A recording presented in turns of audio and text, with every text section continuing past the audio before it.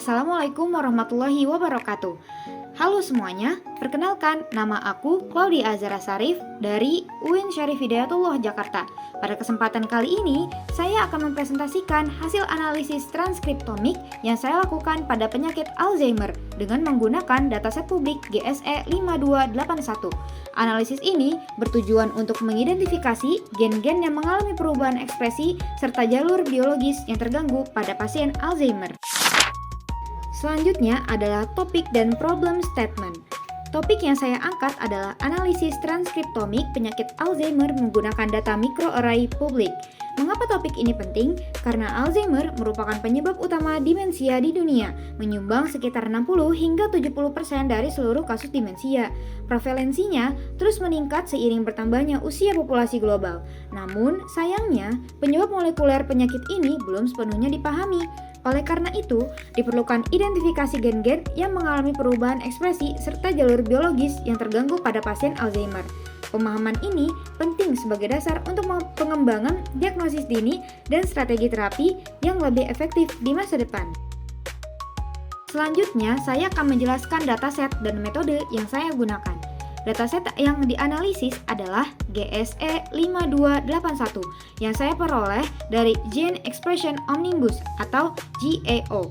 Platform yang digunakan adalah Affymetrix Human Genome UU133 plus 2.0 dengan kode GPL 570.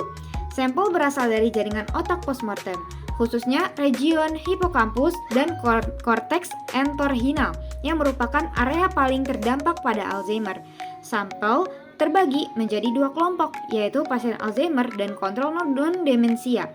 Untuk metode analisis, saya menggunakan tools berbasis web bernama Geo2R yang memanfaatkan paket 5 dari bahasa R.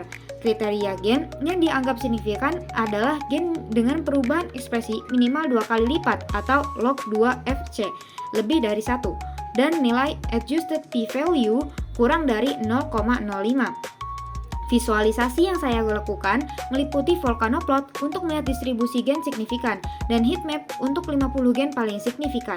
Sedangkan untuk memahami fungsi biologisnya, saya melakukan analisis enrichment menggunakan gene ontologi atau GO dan KEGG pathway.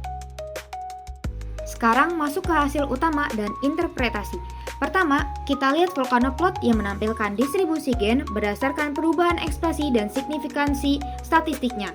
Pada plot ini, sumbu X menunjukkan log 2 fold change, yaitu seberapa besar perubahan ekspresi gen. Semakin ke kanan berarti gen meningkat pada Alzheimer, semakin ke kiri berarti menurun. Sumbu Y menunjukkan minus log 10 p-value yang mencerminkan signifikansi statistik. Semakin ke atas, semakin signifikan gen tersebut. Titik merah di kuadran kanan adalah gen yang mengalami peningkatan ekspresi secara signifikan pada Alzheimer. Gen-gen ini umumnya terkait dengan inflamasi dan respons imun, sedangkan titik biru di kuadran kiri adalah gen yang mengalami penurunan ekspresi secara signifikan.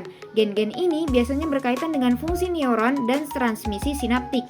Kita bisa melihat distribusi yang cukup simetris, menunjukkan bahwa Alzheimer melibatkan proses upregulation dan downregulation yang seimbang. Visualisasi gen berikutnya adalah heatmap dari 50 gen paling signifikan.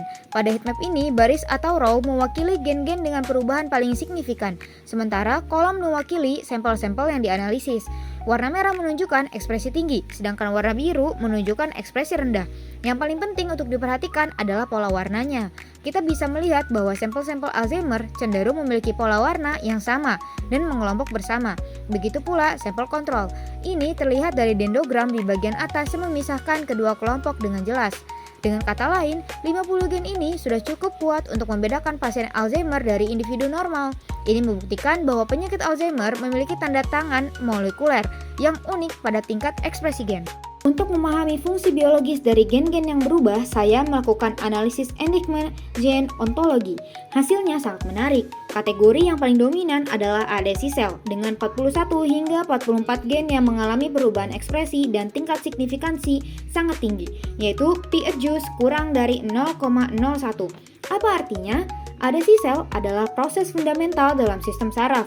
Molekul adesi berperan dalam pembentukan dan pemeliharaan sinaps. interaksi antara neuron dan sel glia, serta menjaga integritas sawar darah otak.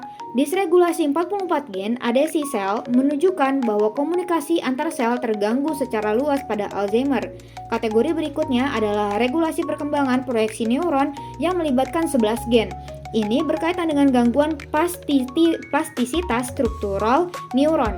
Yang juga penting adalah modulasi potensial pasca sinaptik eksitatorik atau EPSP dengan 5 hingga 6 gen terganggu.